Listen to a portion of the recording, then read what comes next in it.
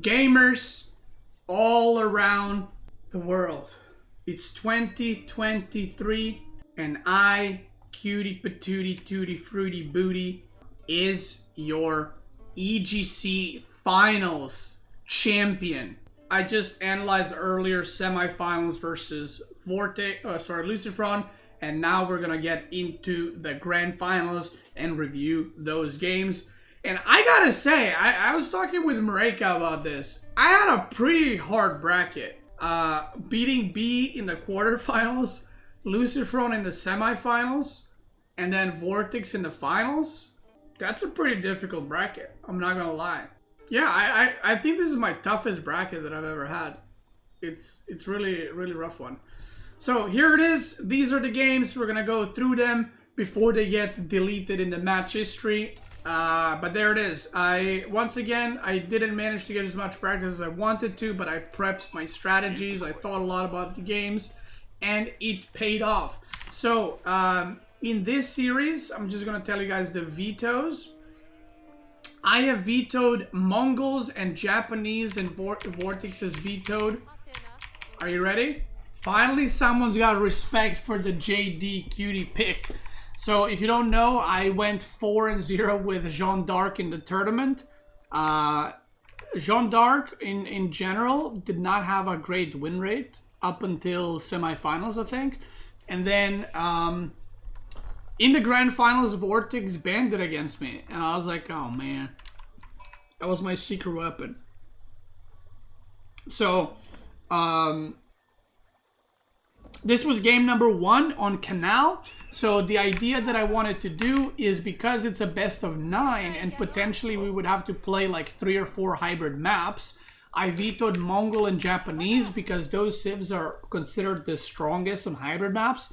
So I wanted to put VortiX in a position where he is playing uncomfortable picks and weird civ choices that he doesn't usually play on hybrid maps, because hybrid maps are very specific in how you want to play them and which civs you want to play them. So by doing those vetoes, I allowed myself to have very strong hybrid map picks while kind of putting him at a little bit of a discomfort, if you will. So I played Japanese on Canal. He played Holy Roman Empire, which was a surprise to me. I did not expect him to play HRE at all. But HRE is one of the civs he used to play. I don't know how much he's been practicing it recently. Maybe he has, I'm not sure. But I was very fine with this matchup. I don't think HRE is particularly like insanely good compared to like some of the other hybrid map civs. So I was like, let's go. And I immediately scouted, you know, he's VortiX, he's very aggressive. He went with Tower and Spearman. And I'm going to speed through these a little bit, guys, because it's a best of 9 and we have 8 games to go through. So there's a lot. So he opens with a Tower Rush on dock. You know, I have 3 fishing ships. I didn't actually gather that much wood. I'm aging up with that Kaka Township for Shinobis that are the reason why Japanese is so strong on hybrid maps. And the plan is very simple. Get Shinobis out, remake the docks, and then push the enemy side while disabling his docks and just get full control of the water. So that's kind of the plan, right? Now, I don't know if you guys know, but this is the ladder version of Canal, and the tournament version of Canal that we used to play months ago, you couldn't send your ships here. But with this version of Canal, you can build a dock here if you wanted to, and then you can send your ship away. So you can rebuild your dock easily, you know, get a galley and then push out slowly. So I actually had no idea how Shinobis do against Spearmen. So I was like, do I engage, do I not? Because they do a crap ton of damage. They do 25 damage a hit, but they also have no melee armor. So I was kind of like, I'll wait for 2 and then go. And I was actually taking a lot more damage than I thought I would. I thought they would do a bit better. And here we go with the engage. Do a little blink action. I kill 1 spearman and I get out. So right now I'm just building a dock and I'm going to make a galley. He's only aging up now and his chapel is let's just say not long-term chapel. Like, if you wanted more long-term, probably do it here for the wood. But it seemed like he wanted to like get arrow slits or something, and then or upgrade a tower, or I don't know, and then just go castle, right? It didn't seem like he was committing much to the water, because he doesn't have any fishing ships right now. So I managed to disable both the tower and the dock, and here is where the little micro battle starts. I'm getting my second dock up, and I'm gonna keep disabling this dock as much as I can. It is very, very important to do so, because now, while I'm continuing to produce ships, he's not, so I can eventually push up. So there's my thing. Another disable on the dock, which stops the production. I disabled this one now too, doing some damage to it, and slowly I'm pushing out. By the way, I had Scout here, so I knew he was not fishing at all.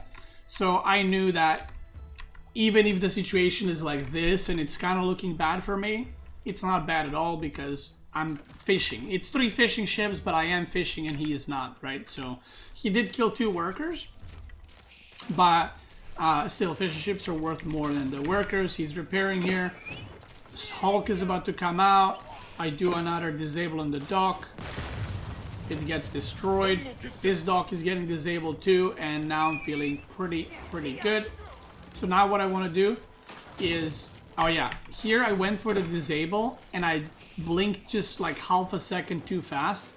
Otherwise, that tower will be dead right now, but it is what it is.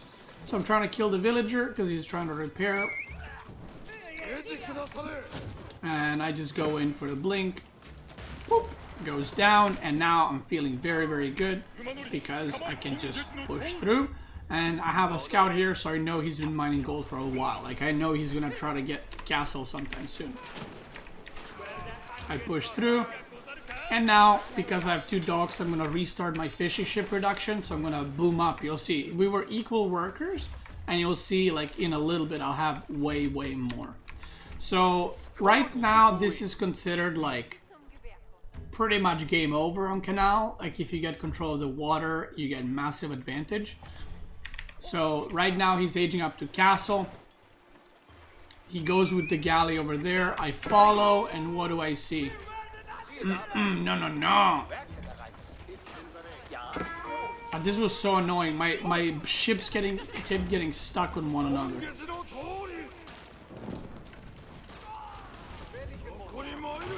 So now his Hulk arrives, and even though I didn't get to kill many villagers here, I did get to like deny this quite a bit, which was really nice. The demo ship arrives, and he eventually does finish Cathedral, but this bought me like a minute worth of time to also start gathering my own resources, and I can also age up.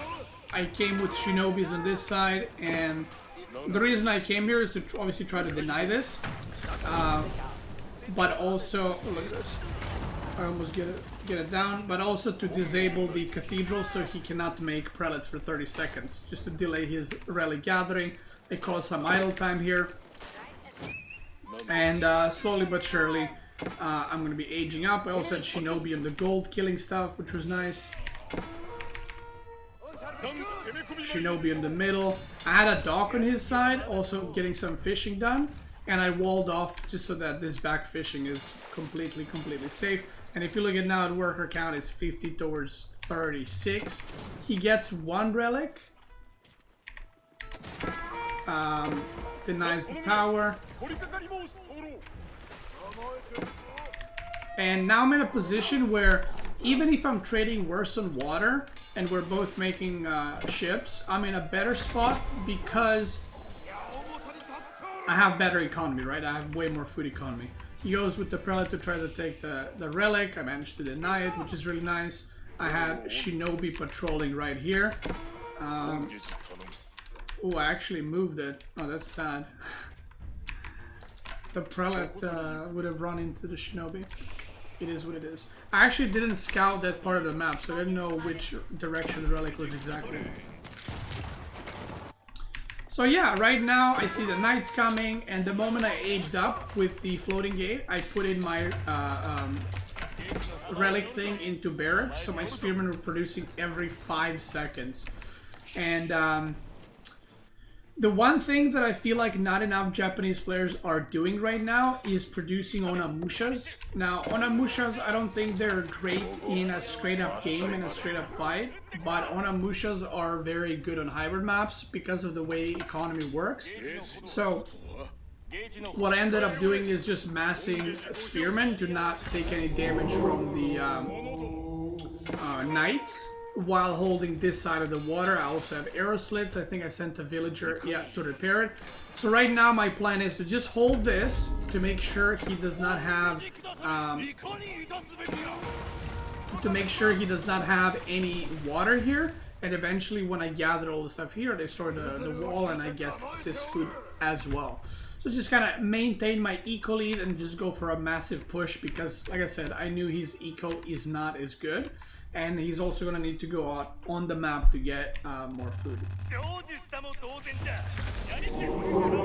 I kill the prelate here. I deny the relic on the bottom. He comes in, manages to get it, but I catch up with the units. Yoink. And in the end, I get 3 relics, I think, and he gets 2. I think I get the top one. And now I got Onamushas, which, if you don't know, they do 20 damage versus heavy. And they are very good against HRE, funnily enough, if you guys didn't know. Basically, the way it works is you might think that HRE is good against Japanese because they have men-at-arms with maces and they have lanshits. But because Japanese have Onamushas, they counter knights, lance connects, and men-at-arms at the same time, and spearmen. So it's a very funny interaction how that works. Because they're also, you know, horsemen, so they're fast. So at this point, he's going for some raiding. I do lose a couple of workers here because there was like action all the time. We were microing on water literally the whole game. So look at this bad boy. This guy is on a mission. I want you to look at him. Remember his face.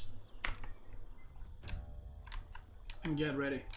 So I'm starting to do a push because I knew I had way more units because I've had water eco for so much longer. I see Lens Connect, which I was really happy about because they are not going to be able to do anything because of Onamushas. He does 2 worker damage here, but I have units to recover. He's not paying attention because we're fighting everywhere. He's microing here, which is cool, but he's losing 4 knights. And I'm just trying to, you know, micro, but you can see how much he committed to water, right? That was a lot of ships that just went down. I'm doing another distraction while doing a destruction. Look at this. Boom, right there. So he invested a lot of demo ships and stuff there to break that. He's making farms, but now my units arrived. And if you look right here, remember this guy? This guy was farming villagers. This one shinobi came in and was blasting the villagers. Now I get in, I see he has like no units at all. So I start torching the barracks.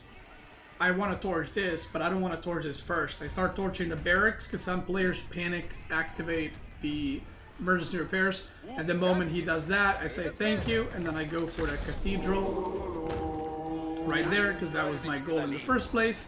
So I can torch down the cathedral, and he just decides to tap out. So game number 1, I was very happy with. I felt like it went pretty well for me. I don't think anything happened that I didn't like. Was like, oh my god, I can't believe he went for that kind of thing. I knew he's probably going to be aggressive with whichever civ he picks. So yeah, it worked out. And you know, I did pick Japanese, which is a very strong civ, versus HRE that wasn't one of his like main civs, but you know, a win is a win, and as long as I win with a civ, that's a good one. We take those. So next game, this game was so there's 2 games that like I'd rather delete from my memory. So the reason why this game is bad, I know this is gonna sound like excuses to people, but people who think I'm making excuses are morons anyway, so it is what it is. but I genuinely have not played this matchup at all. So, like, not even once. So I knew the build he was gonna do, because the Spanish brothers have been doing this build, like, with Ayyubids, so I knew exactly what he's gonna do. So what I thought is I would have enough time to go Kremlin, 2TC, Castle, as he is pushing through, right?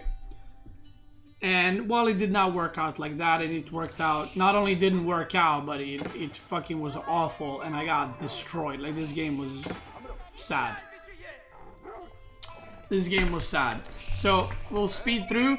Not much has happened. I try to go to TC. Now, the moment I lost the game, I was like, I knew exactly what I should have done. And again, it comes from a point where I have not played not only this matchup, but I haven't played against this strategy once. And this strategy from Ayyubid is very unique. It's very specific. No other civ has a strategy like this. So it was a very specific thing. And I thought this would work. It did not. So what I wanted to do initially is do this fast wall here on this side, so I can put my second TC here.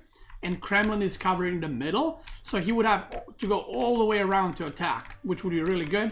But his scout was passing around at that time, and he saw it, and it kind of fucked everything up because he went with military wing, so he immediately saw that. Now, if this wall finished, the game might have worked out differently, because then my TC would be on deer and boar. Now, he sees that, and he immediately parks there, so that's gone. So what I should have done is I should have just not gone for second TC at all. I should have gone stable archer range and made horsemen plus archers, and I should have attacked him immediately. That's what I should have done. Because this play that he's doing, he basically goes military wing that spawns the desert riders, and then goes into stable to produce a couple of more, and then he goes fast castle into camel lancers. Now, if I went horsemen plus archers, I counter desert raiders completely. Then he's forced to make something else, and then the game is in my favor because Rus would win in feudal versus prolonged feudal against Ayyubid. But again, I thought I would have this in time. I thought I would do this in time. I didn't. Mistake number 2 or 3.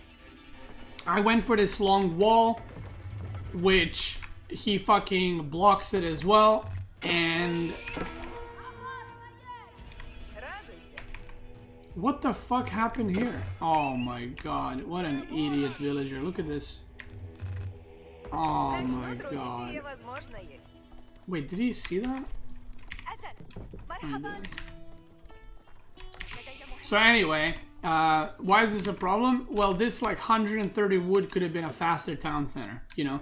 And spoilers, I did not manage to wall this in time, so this was also a wasted wall and running around, which was pretty bad. And I had to put my TC here instead of on the deer. So then he ages up, and I'm like, fuck.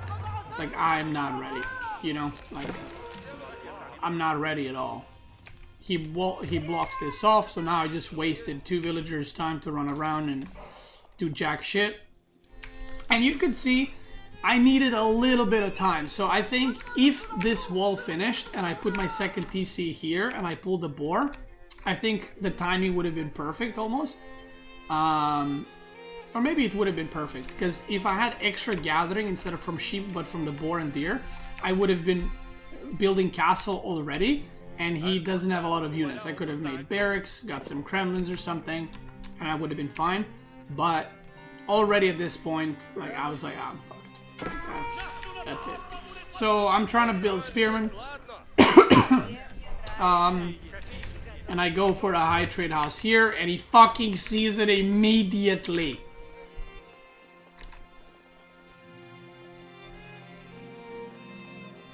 And I'm just like, my scout ran into my villager building the wall, and then he fucking ran into my landmark as I put it down, and I'm just like,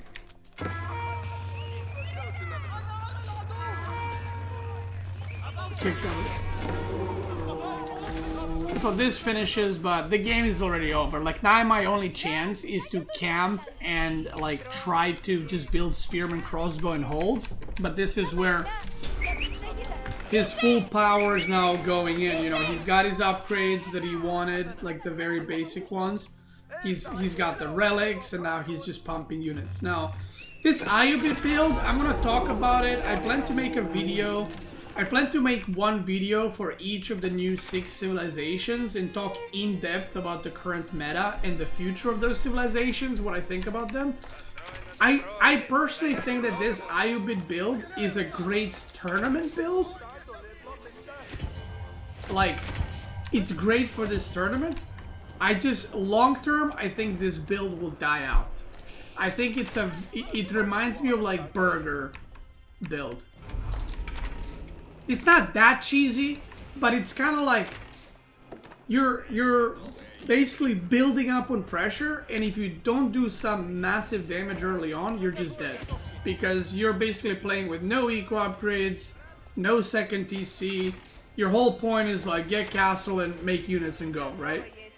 So it's not as all in as Burgrave, but it's very, very, very, very committed. So I try to hold here, like I said, but he already has way too much shit. And yeah, I just end up dying. It was very, very one-sided. And the moment this ended, I was like, why didn't I just fucking make units? Like, what am I doing here? What am I doing here? But it is what it is. You know, I take the L, I learn from it, and we move on. I picked 4 lakes this time.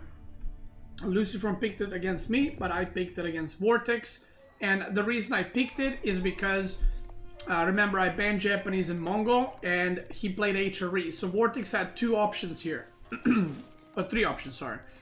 China, English, or Rus. Now, I know VortiX doesn't play a lot of China, if at all.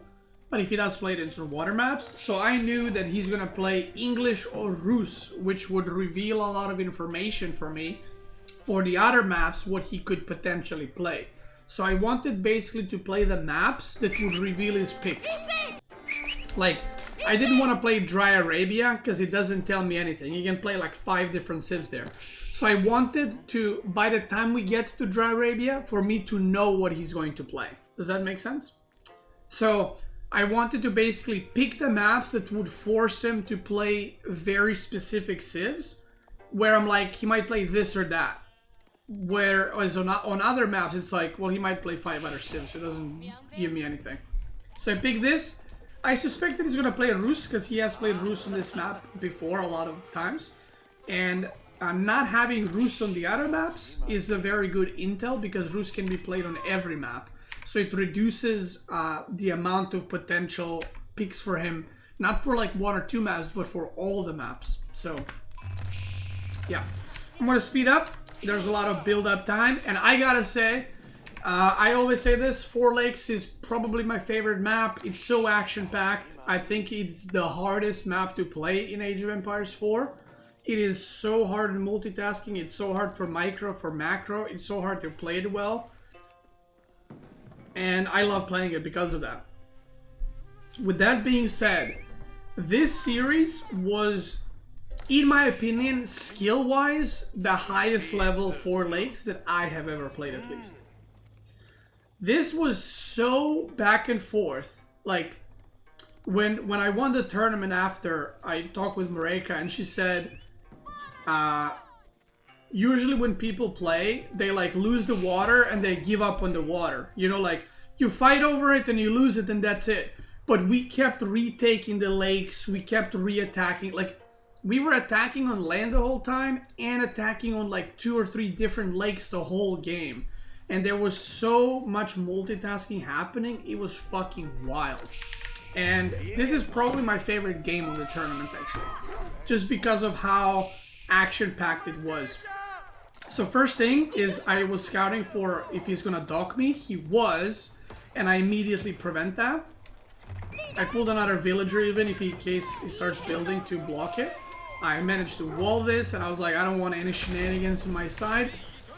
On the other side, I sent a villager right here.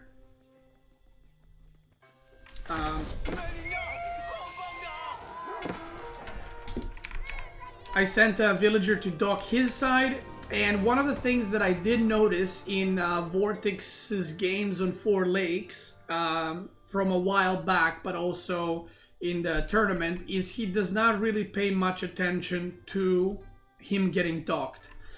And I think that comes from he is used to being the aggressor and he is used to be the one who's like attacking. So I don't know if he's not expecting people to dock him or he's just like letting the docking happen and then fights it. I'm not sure. But I managed to get my dock like extremely easily here. Which I was very happy about. I blocked his docking on my pond. So I was like, that's nice. I scout the stables, so I'm making the spearmen. I go Imperial Academy. And now I start walling off because usually VortiX plays heavy on Knight and Archer and attacks immediately. So I did some walling, but actually he didn't do that. He was very focused on fighting on the water and only made Knights with no Archer follow-up.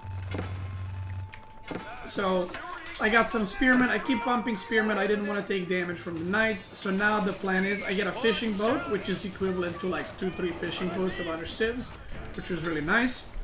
So now, similar to the Lucifer game, my goal here was, obviously if I can win the pond, I win the pond. But my goal here was to force him to fight me as much as possible, because I have extra income as China on hybrid maps because of the taxes. So what I wanted to do is just, let's just fight. I have a faster production on water. I can build docks faster, so I just wanted to focus on that the whole time. TLDR, I lose the dock here, but I cause him to make a lot of ships. On the top side, we end up fighting over this lake, and eventually I do win it. On the bottom side, he had this lake for a lot longer than I did, but I did take this lake somewhat soon. Any reason you delay song after castle in this map? Because I wanted to spend resources other places. Like right now, I have enough for Barbican, and I think I throw Barbican now. Like there was so much shit going on that it's like I'm trying to dock here, I'm trying to re-dock on the left side, I'm attacking here with the spearmen, I'm attacking here, I'm microing ships, I'm macroing. I think here I throw the Barbican in a second, yeah. The age is up, but basically, like, a lot of people ask me this and they think it's a mistake. Like, I've had a lot of questions like this. Like, why am I not rushing Barbican?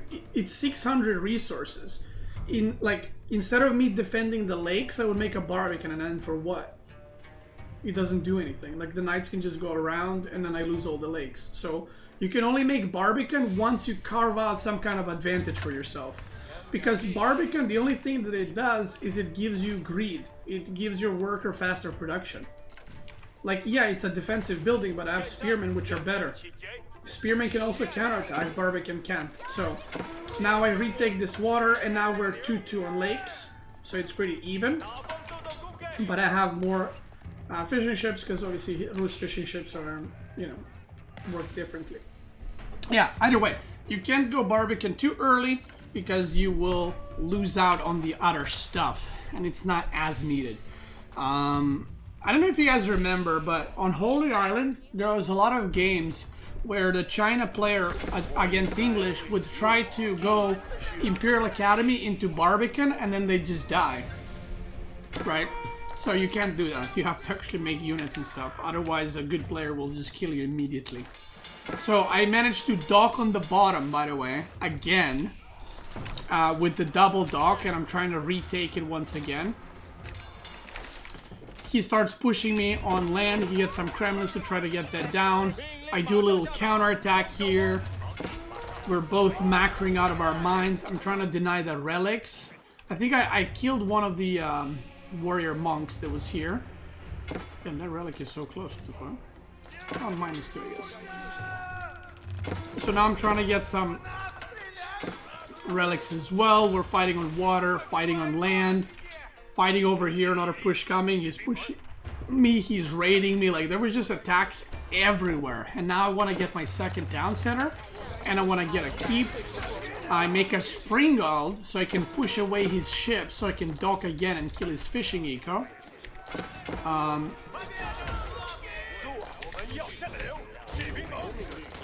He's coming in with units, he's trying to push. He's got a lot of archers. His micro throughout the whole finals was really good, by the way. Like, his archers are always like on point, he's always like microing them and shit. Like, I mean, I guess he's sacrificing his attention somewhere else, right? But he's always like microing his archers really, really well. So eventually, I have a Springald now here. I rebuild the docks again, and I'm trying to deny fishing. Finally, I get a keep to block the gold right here. And ooh, his villagers are idling here. He then goes for Springalds and goes for my water. And Mr. 6 out of 10 creativity, Cutie Patootie, is coming in hot again. We got some Palace Guards raiding. Meanwhile, look at this. Cooking up a demo ship. So I attack from this angle specifically, so that his units move this way. Because my units could have attacked here, right? I go from here. Springalds go there. Units move here. And look at this. Look at this beauty. Destruction. Meanwhile, Palace Guards are in the back doing a little bit of raiding. In the backside, I'm getting more stone, and now my goal is, I'm not trying to win right now. I got 3 pawns basically. Funnily enough, I didn't know that he has fishing down here, by the way. I only saw that way later. But my goal here is to just block him off the gold. So I was like, if I just take both big golds for myself, I'll be in a really good spot. I kept docking on this side too, by the way, which I didn't even mention. Again, there was like docking everywhere all the time in this game. Like, it was insane. It was so much multitasking. It was wild. So now I'm building up my army. He gets control of this dock, or this water again. Now he's rebuilding fishing ships for the, I don't know how many times we swapped that lake. I'm getting all my upgrades. And what I didn't expect is him hitting Imperial right here. And I was a bit surprised because I thought he's in a worse spot. But, because look at the supply, 190 to 145. So I was like, oh, he either is in a way better spot than I thought, or he just like greedily aged up. Because I did not expect an age up there. So I was like, there's no way we're even after all of this. Because I felt like I did more damage than he did to me. And I mean, you can look at the work account. So I was like, I'm just gonna attack him, you know, before he gets any of these upgrades. So I go for an attack, and I pull workers for keep. He starts losing a lot of workers here, actually, trying to wall. And I'm trying to engage into his Springalds because I know the first thing he's gonna upgrade is the Springald range upgrade. Now, I didn't know if it's here or here. So I start torching in case it's this one. I build a keep. And now I know that if he did get it, the Springald upgrade is about to finish because it's been about 40 plus seconds, right? So I can see him moving in with the units. So I'm expecting I'm either hitting the correct siege workshop with the upgrade or he's about to engage. So what I do is I take 5 villagers and I make a stone wall. And the reason I'm making this stone wall is not to, I don't know, stonewall. It's to block the Springald shots on my nest of bees. So I make the wall, I put my nest of bees right here, and now I can shoot, and he can't shoot over the stone walls anymore. So did I actually get that? No, I didn't get it. It finished. So I'm also building a wall here. I was like, if this fails, at least I'm gonna build a wall so that he can't build siege workshops around it. So now he can't engage into nest of bees, and I can just sit here if I want to. And at this point, I was getting like more production. I got map control. I still don't have any farms. I was getting his deer here, and I'm getting like his berries soon, and his berries on this side. I'm getting deer on this side. I'm getting his berries right here. So I was like, he must be struggling, right? Like, there's no way that he has enough food still, which it turns out his food income was still pretty decent. Like, I thought he'd be running out. But my goal was like to deny this gold and this woodline potentially, which is why I kind of parked here. And yeah, basically now I got imp. I went with the spirit way, and what I did is I just went with what's it called? I went spirit way, and now I'm going into all the palace guard upgrades. So I got elite palace guards upgrades already. I get the 30 HP, and I'm also gonna start the university for what are they called? Elite army tactics, because my comp was gonna be just pure palace guards at this point. So right now I'm not trying to stay here forever. I'm just trying to delay this move out for as long as I can. I try to be a little sneaky with Nest of These Nuts over here, get a couple of villagers.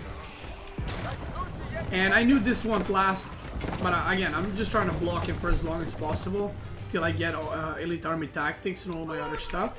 And now my palace guards are juiced up and ready to go.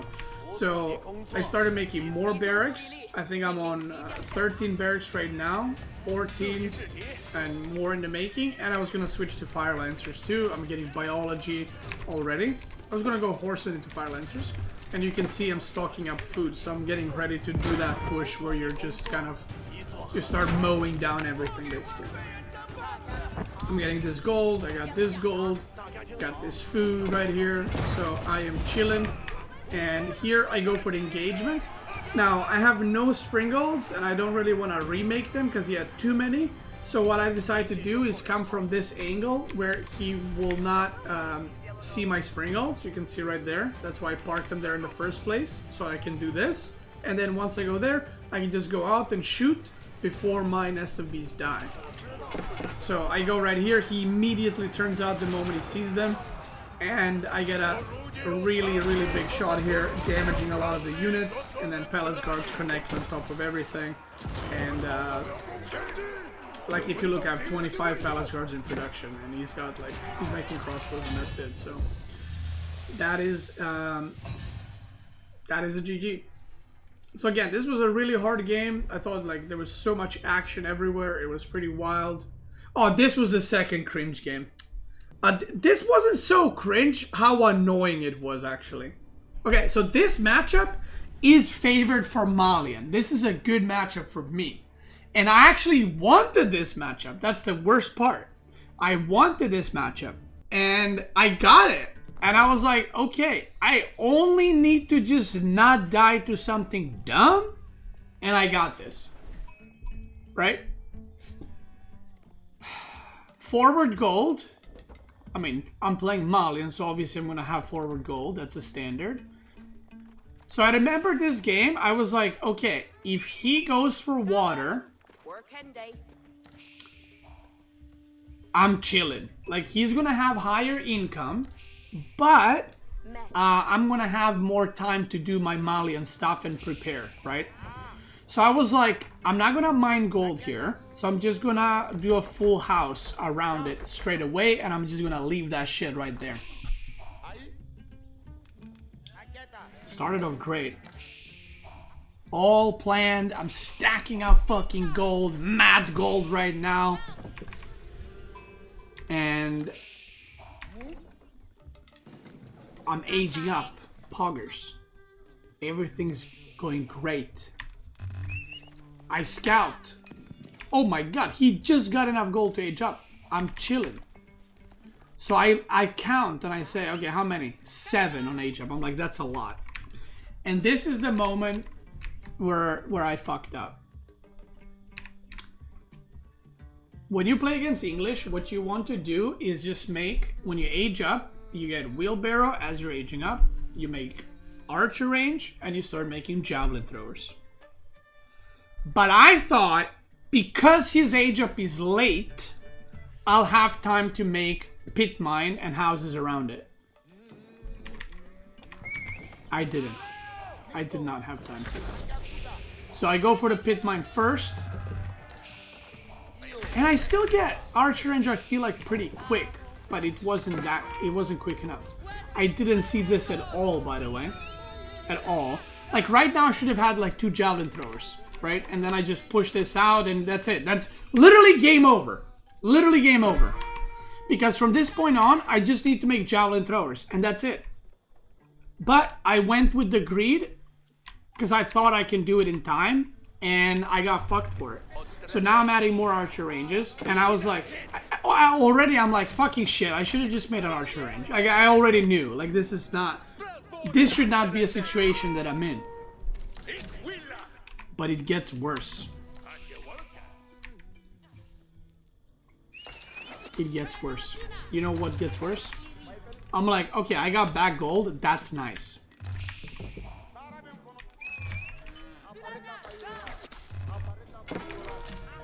I go for a wall. He goes around here. Which I did not expect at all, by the way. Like, because VortiX is like the type of player who like fucking get his whole army and dive. Like, I've never seen him do this with few units. So this caught me completely off guard, right? And I was like, what the fuck? So I lose... I mean, I have idle time, and then I lose a villager, and then it's more idle time. And I was like, okay, that's a bit weird, but that wasn't too bad. I killed like 5 longbows for 1 worker. Like, not great, but alright. That wasn't the problem. This bar right now, you'll see. Give me a moment. Look at this.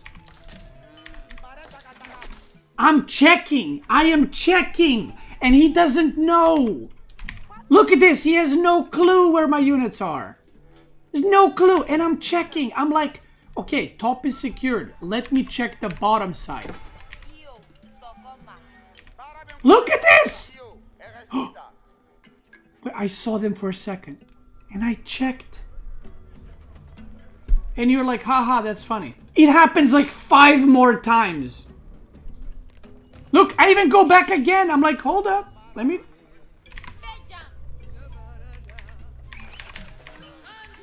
And he goes in and I'm just...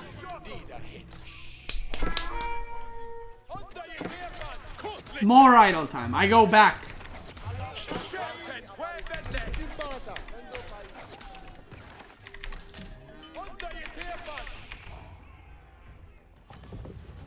Okay, I didn't check now. I was already tilted. I honestly didn't expect this. He's just gonna send like 5 longbows all the time. Like, that caught me off guard completely. And I was just like, fuck me. So, some people were like, why did you move out there? Why did you... Because I'm an idiot.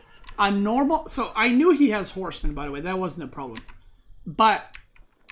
players would usually age up in that situation. That situation that he was in, easy age up. Easy age up for him. But I'm playing against VortiX and I should have known better. So, usually what happens, in like 80% of the games I would say, in this kind of situation when the player is not committing but instead doing this kind of harassment, the player will do this kind of thing, delay you, and then age up and then fuck you with knights. So I was like, I should attack and I'm gonna hit him right on the gold when he's aging up.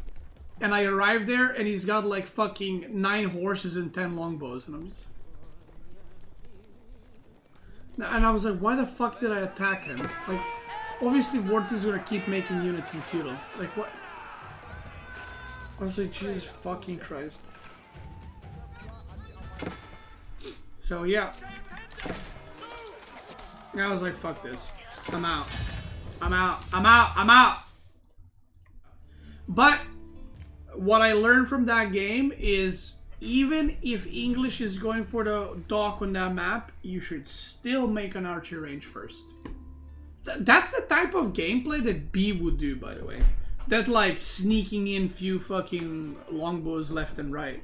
Like, I never seen VortiX do that, so it caught me off guard. Now, this is the next game. This was game number... What game was this? People are saying this is 2-2, okay. So, Holy Roman Empire, we meet again on Prairie, and once again the RNG gods have blessed me with a cock in the ass kind of spawn. Front woodline, front gold, semi-front berries, and back stone that I don't need. Let's go! And also second woodline, nowhere in fucking sight. Let's go! Look at his second woodline, by the way. I mean, it doesn't matter in this game. But this is his first woodline, this is his second. He's got second. Look at this woodlines, right? That's a normal human being spawn. Okay, look at my spawn. Forward woodline. My second woodline is also forward. My third woodline, look at this. It's a whole screen away. Do you see what I mean? And of course forward gold and wood, just to fuck me even harder. When I saw that, I was just like... But... And I also have to do forward chapel. But... I guess it could be worse. You know, my woodline could have been here, and then the chapel doesn't do jack shit anyway. So... Yeah, forward chapel is definitely not what you want against the Knight Sith. So I put a outpost here, but... Maybe I should have put it like here. I didn't expect the strategy was gonna do. So I age up, and my plan was, I mean, I'm playing HRE on Prairie, so I want to rush castle, of course. So I see JD moving out, and I was like, oh fuck, he's gonna tower rush me. So I knew he's gonna tower rush, right? Why else are you bringing her as a villager? So I was like, oh fuck, and I knew I had to get this tower up. If this tower doesn't go up, the game is over. So, because then my gold is blocked. So I'm trying to block the charge with my scout. I'm getting my prelate out. Somehow, don't ask me how, okay? Don't ask me how. I have never seen this. There was a villager here. There's a villager here. There's a scout. And this knight charged and attacked this one. How's that possible? Somebody explain this to me. So I pre-moved this villager right as the knight was hitting, because I thought it's going to get lands, so I move it away and I heal it. And then, like, a villager in the middle of this group gets hit, and I'm like, what? And of course I lose it because I didn't expect that that one's going to get hit. So I'm trying to heal up, I'm pulling more villager, I'm healing, I move it away. Boom! 2 villagers go down! And I get into the tower. People around the world start pogging. He tries to build a tower, doesn't work. He cancels again, boom. Cancels again, no, leaves it here. And I said, I looked at this and I said, one of us is wrong. I don't know if it's me or you, but I think that is not in range. But considering he's building it, I'm like, I might be wrong, or he's wrong, but you don't build this here unless you think it's in range. I was pretty sure this was not in range.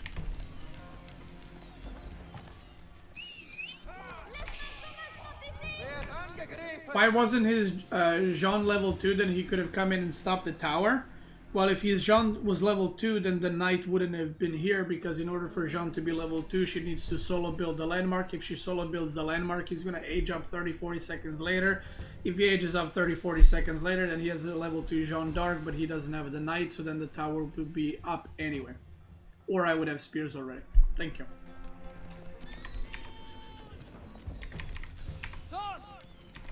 So he upgrades the tower, and I was like, I was waiting, and I was like, moment of truth. Because I knew he's upgrading it, obviously, right? So I'm like, moment of truth. I'm just like, I'm just playing and I'm just waiting for my fucking villagers to get attacked to mold. And I'm like, oh. I'm safe. And I was like, okay, let's go. Sick. So he went with Archer Jeanne d'Arc. Now, There's been some discussion whether this is good, whether this is bad, whether what I think about it. Is it a meme? Why did he go for it? So, overall, I think melee Jeanne d'Arc is better. I don't think that's a secret. I don't think range Jeanne d'Arc is terrible. In this situation, I think he might have gone range Jeanne d'Arc because of the forward woodline. I think that might have been the only reason. Because melee Jeanne d'Arc can't do anything here. There's nothing you can do. It would get target fired and died. Maybe he thought it would basically serve as an archer range. Put it here, cut off the wood.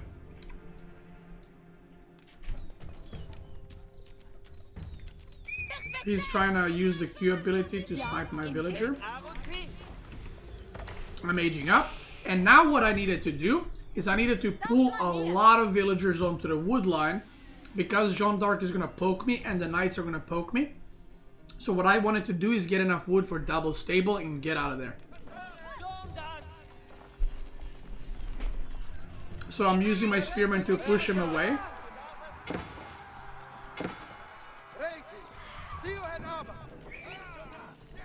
He's trying to snipe my workers. I go for textiles. He tries to snipe, but the textile finishes right in time. Double stable.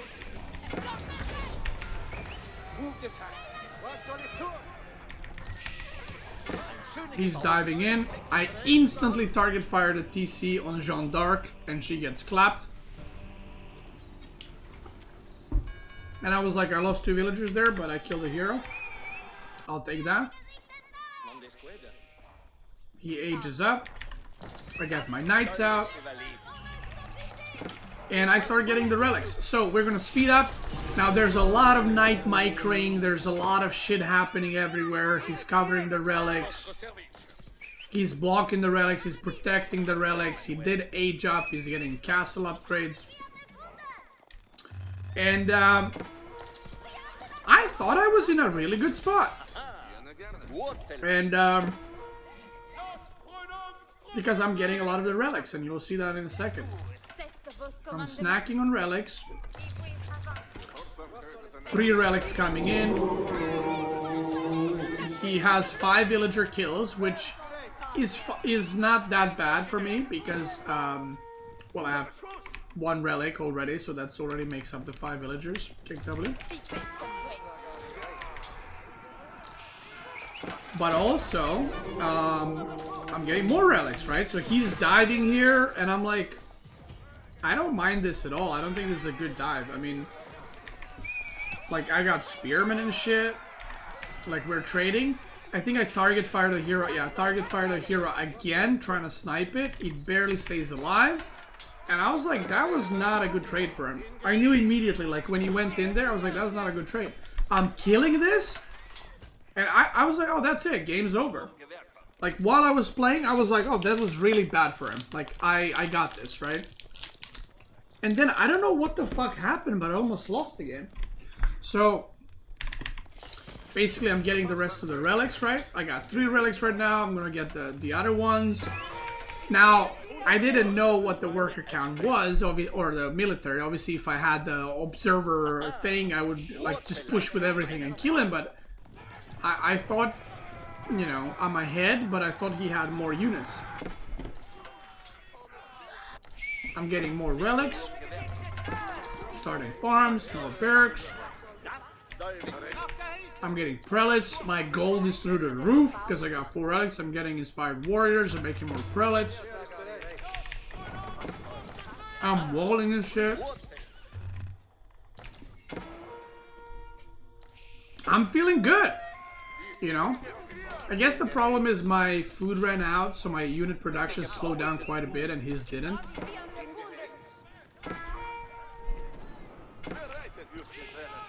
I'm getting +2 ranged armor. He's diving here, and I'm like, really?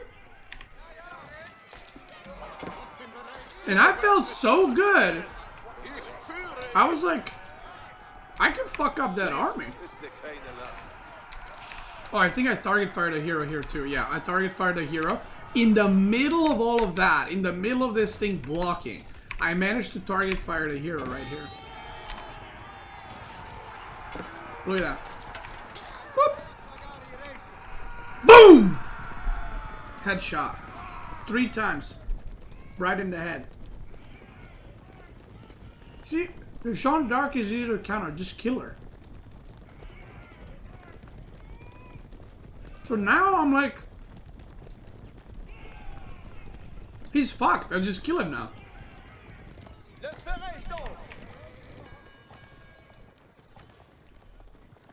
And he's going up, which is like, it's walled. So I'm like, I'm going for that. He even gets the archers here. And I'm like, yo, let's go. And I thought I'm gonna mow this down.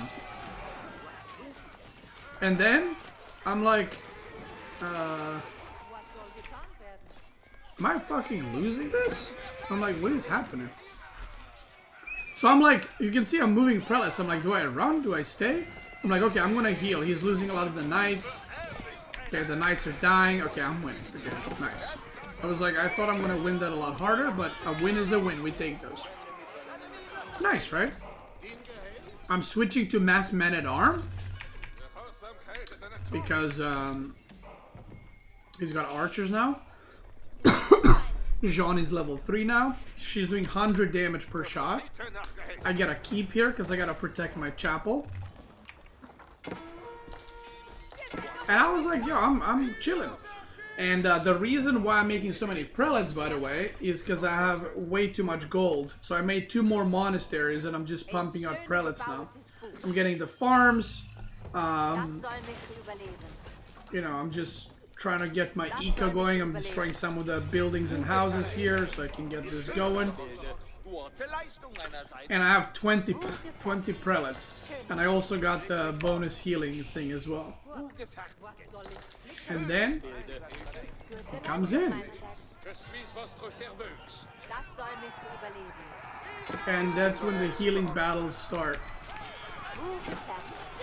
He has 8 crossbows right now, and the snipe ability turns out it was pretty good. Because he does so much damage it almost one-taps my knights. So unironically, snipe ability is not that bad against like night battles because it does so much damage. And so the healing starts, and you can see the prelates are moving in, landshits are coming, but he's target firing really well. You can see he's picking off like every unit that he can. And there's 1 landship there. Look at him just farming. This guy right here. So I basically have like 3 units and 20 landships just healing. Which was pretty funny. So here I'm like, okay, I should probably go back. Look at this. So I'm like, okay, I should go back. My eco is growing. I'm going Palace of Swabia now. And this is where I start switching, I think, in a little bit to horsemen. And I just go like man-at-arm horseman in a second. So, like right now, because I have Palace of Swabia, losing workers doesn't matter anymore. With HRE, once you get to Palace of Swabia, losing workers is irrelevant. It's all about not literally losing the game straight away. So I get a good little block here that you're going to see in a second from the hero. The hero goes forward. And yeah, like I said, he's killing some workers, but it's not a lot. He's got 9 total. And now Swabia is doing work. I'm printing.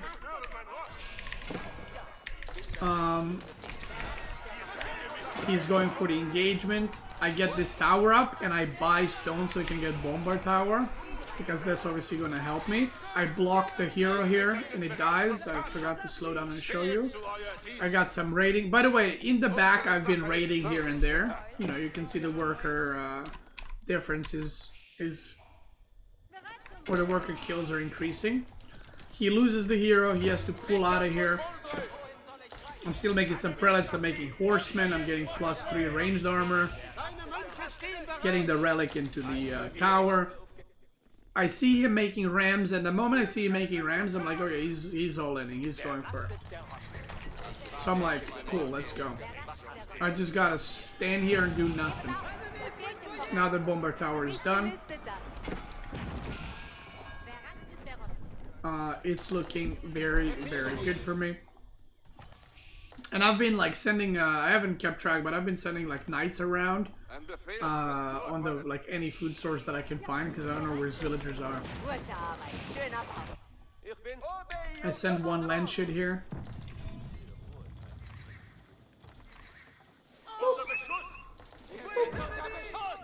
He goes for the engagement, but 2 rams are not going to kill a tower.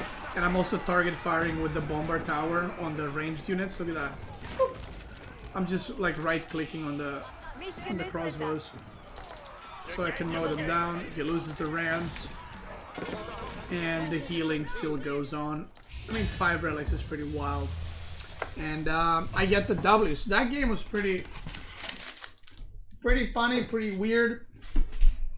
I don't know what you want to call it, but it does work out in the end. This game was, I don't know. I feel like in one of the recent times I played VortiX, was it in Call to Arms? I'm not sure. But I played Delhi versus his Ottoman, and I won the game very fast with just Ghazi Raiders. And then in this one I played against him, and I lost, and I was like, because I always thought that Ottoman beats Delhi, but I was like, maybe Delhi is good against Ottoman. I don't know. Because in the long run, Delhi loses to Ottoman. But if you manage to put pressure on the Ottoman, then you can have more units and hit castle. And that's kind of your timing. So he played this one really well. And by the way, all the games that I played against VortiX, he was micring like really fucking on point. Like really, really well. Like every single game, I feel like his micro didn't fall off at all. So yeah, I went with Ottoman, which again, I thought this was a good matchup for me, so I was like, okay, let's go for this. But maybe Delhi is better against that. I don't fucking know. Maybe I should have, like, I don't know, maybe I should have made Sipahi Archer. Maybe I should have made Spearman Sipahi as an opener into Archers. I'm not really sure, to be honest. I'm not really sure. Maybe I should have produced Spearmen out of schools.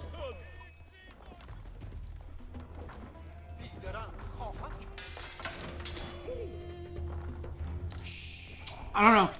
But, like, even though I have military schools, like, he already has map control, right? Like, look how many more units he has.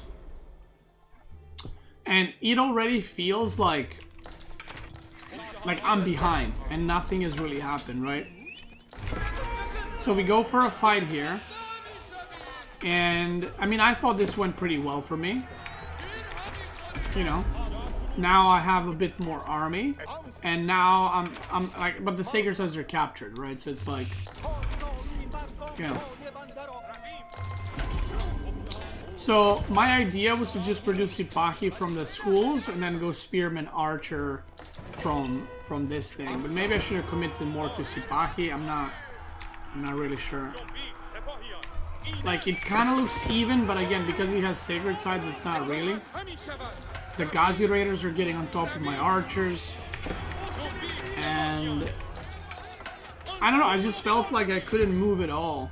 Like the whole game, I was just behind. I kept trying to decap the Sacred Site, which he kept defending pretty well. So, I don't know. I guess he was also getting extra gold from that. And I don't know if he was using Market or he was just making... Oh, he was just healing units, okay.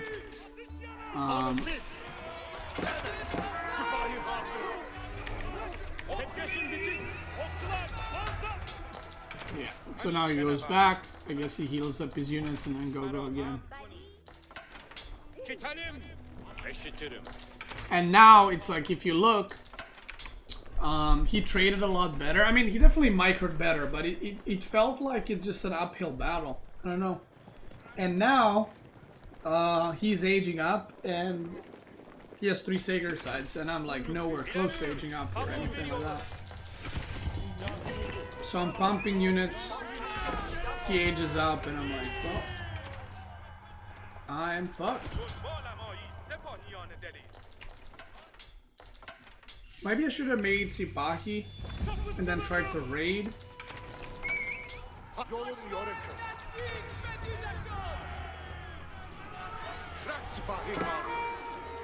Because I guess Sipahi do beat Ghazi Raiders, right?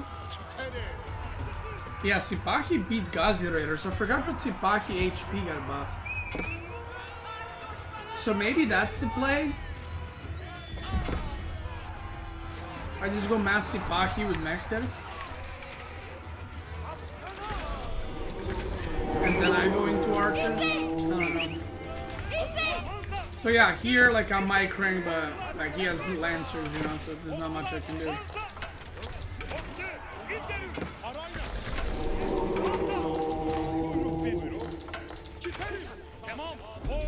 So, oh, I thought the game was about to end. I mean, the game is about to end.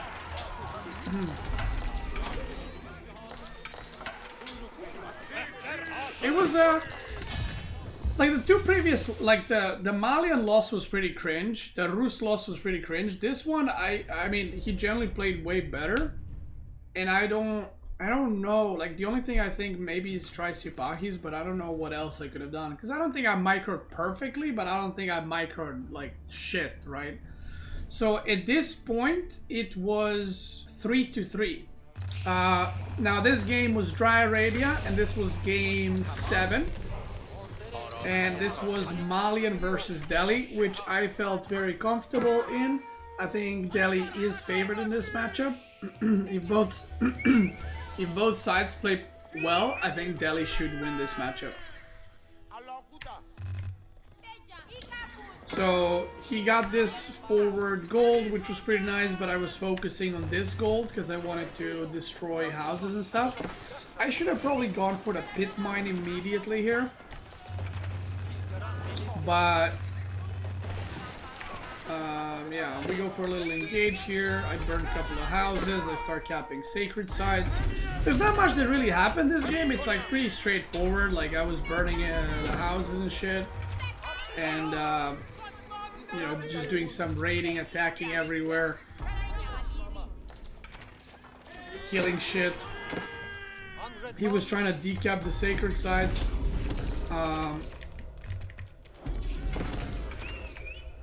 So it was kind of like a mini battle around the sacred sites, and then I managed to hold him for a while, so I was getting full gold.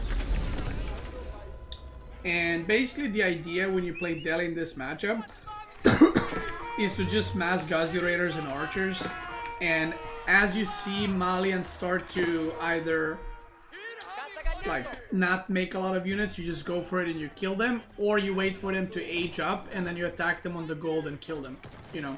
It works either way. Basically, Malian has to age up in order to win. So what you want to do is not let them have their second gold mine. And then when they age up, the moment they age up, you hit the gold mine that they don't have gold to do anything, right? To upgrade or make units, and then you just win. So here I baited him a little bit, or tried to. Kind of like ambush him a little bit. I finished burning this, and now I feel like I'm like, okay, he gave up defending this. I do a little poke. I mean, I was doing like pokes in this gold mine every once in a while. You can see the idol right now. And this is where, oh yeah, he decapped one of the sacred sites, so I recapped. And I was like, okay, it's go time. Because I killed this gold mine, right? So there's nothing else to attack. So I'm like, it's go time. And if you look at the army count, it's because he's trying to age up. So right now, all I need with my archers is to, basically, you want to do this like mini game where I charge in, he puts Donzos forward, I move away with Ghazi Raiders, then archers can auto attack and not focus fire and overkill. So I'm pumping. And, oh yeah, Cascade, are you here? Oh yeah, he's here. Cascade, I need help with the thing.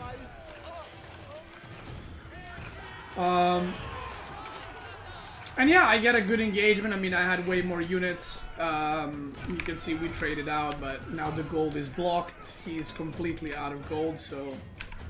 You know, someone might be like, oh, maybe he left too early. There's nothing to stay for. Like, these units are not going home of mine. I'm gonna just run through his base now. With everything. Because there's so many units coming, so... The game is... the game is pretty much over, so... That was game number 7. And now the score is 4-3. And we had 2 maps remaining. We had... he picked the Dry River. And the last game was Hill and Dale. Alright, so this is game number 8. Spoilers, this is the final game. I had Jushi's Legacy. I can't remember the exact civs I had left. I mean, there was a lot of civs left, right? Because there's 16 civs. But I had basically the option for me was between 2 civs for the last 2 maps. Or actually 3 civs. Abbasid, Jushi's Legacy, and English. And he had English... Or sorry, he had... Jushi's Legacy, China, like Byzantines, Abbasid, and Ottoman. And I was like, he's either gonna play Ottoman. I thought he's gonna play Ottoman here. Like, I was pretty sure he's gonna play Ottoman here. And I was like, I have no idea what he's gonna play on Hill and Dale. Like, I genuinely didn't know. So, we do the picks, and I'm like, English versus Jushi's Legacy? And I was like, okay, I don't mind that. So, for those that don't know, VortiX loves doing the bold build, which is where you go like rush castle with the bold monks. I've seen him do that build quite a bit. So I was like, maybe he wants me to go for water so that he can just do the bold build and rush castle. Because then it would delay my feudal, right? So then he can get to castle basically by the time I get to feudal. So I was like, I'm not going to do that. I'm just going to go for immediate feudal and push him so he cannot go for fast castle, right? Because I was like, I don't know what else he's going to do. I knew he's not going to go water because he's playing Jushi's Legacy, and you don't go water with Jushi's Legacy because of their start with 5 workers and Imperial Official. So I was like, okay, let's go. We're aging up, and I was like, I just got to scout him. I just gotta make sure if he's making units, if he is aging up, if he's 2TCing, whatever, right? Whatever.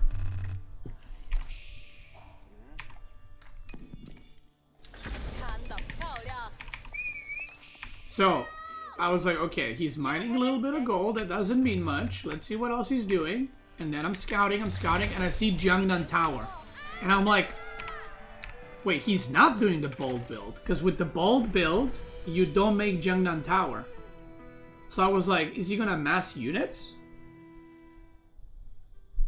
I was like, what's the plan here? So I was like, okay, maybe he's gonna go second town center.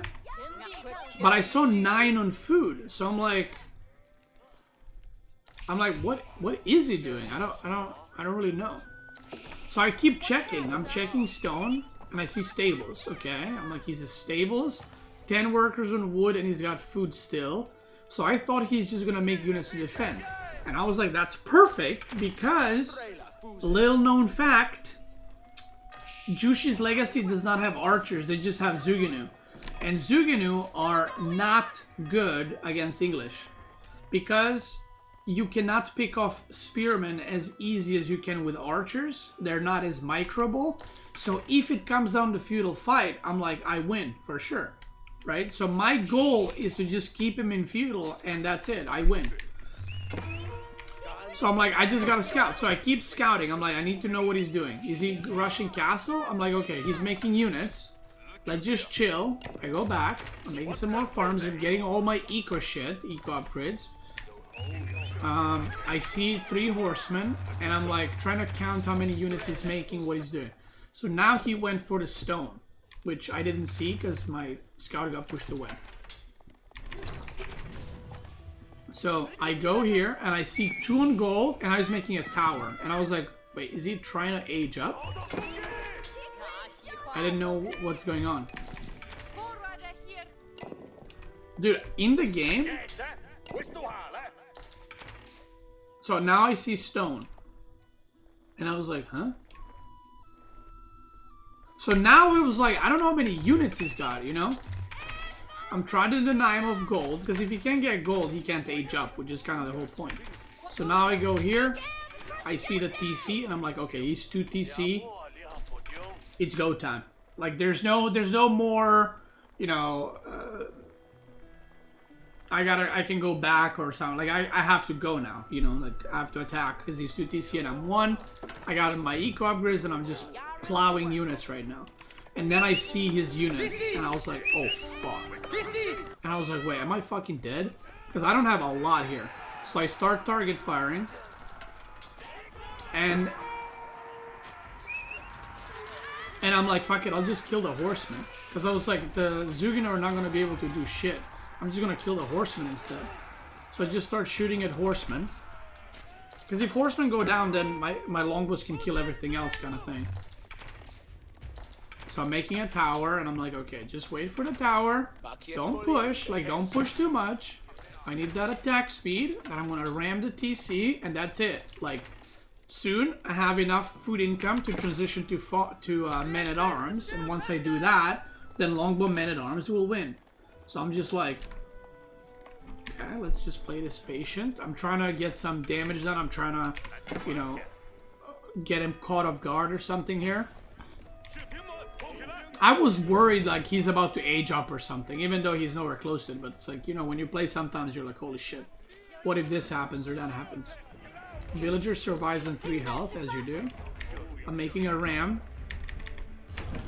I'm sending it. Men-at-arms start coming out. 28 longbows. And I'm like, I know, like, this is it. Like, I'm about to win the tournament or we're going last game, you know? That's it. So he goes in. I garrison the villager for a little archer damage. I start kiting. I run with my ram. He's going for it. Longbow starts shooting. Line formation is in. Boom. Horseman goes down. Boom. Spearmen are going in. Kiting. Boom. Spearmen charging. Good damage coming in from Cutie Patootie. The longbows are kiting. The horsemen are weak. These palms are sweaty. Horsemen are eating the spaghetti. And I'm pushing back. Men-at-arms are coming out. And oh boy, they're thinking I killed that deer because he said that I'm a bitch. The horsemen go down. And he starts running. Oh, that's it. That's it. Once you start running from longbows, that's it, brother. Once you start running from... Oh, I had this longbow here on stand ground to kill the workers. Once you start running away from longbows, the game is lost. And I was like, let's go. Let's go. He's trying to destroy the tower. I pull out the villager in a second. I start repairing it. And I'm like, boo! Boo! Boo! The man-at-arms come in. I was like, let's go. Let's go. I was like, I need to make 2 rams and just go, go, go, go, go, go, go, go, go, go, go. And he taps out. He says, GG, grats. And I slam my desk.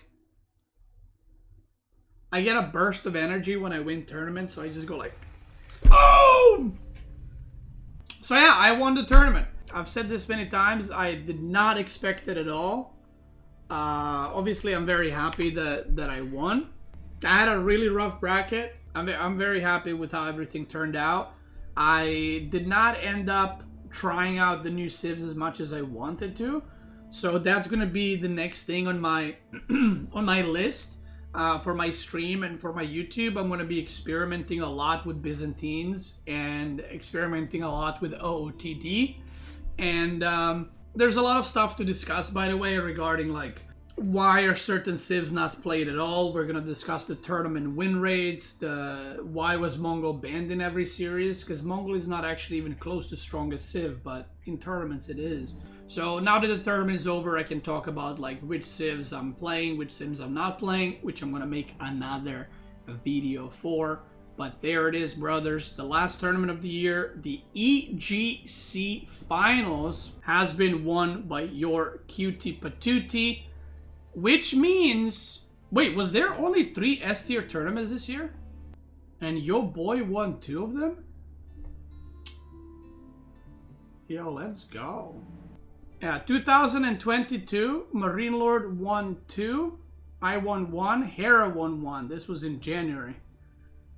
And then Chimps. This is Marine Lord and I winning, actually. Marine Lord and I won this tournament. So technically Marine Lord has 3 tournament wins here. I have 2. And then VortiX, Lucifron, and Mista won this team tournament. Damn, I thought there was 4 S tier events. Damn, I won 2 out of 3? Sheesh. That's it for the finals analysis. Thank you all for believing in me, even when I didn't. I'm happy that I won. I'm back to content creation. I'm back to FFAs, back to guides, back to playing other civs. Be excited, because me playing Byzantines for 8 hours in one day is coming. Me playing OOTD for 8 hours a day is coming. Me playing against Jeanne d'Arc to teach you Pepegas for 8 hours a day is coming. And when the next tournament is announced, you bet your ass I'm gonna start playing WoW again 24/7 and prepare for that tournament by playing WoW like I did for this one. Anyway, if you're watching this on YouTube, thank you guys so much for watching. I hope you enjoyed it. There's gonna be plenty more videos coming up. Check me out on Twitch. I'm probably live right now. Twitch gamers, let's keep going.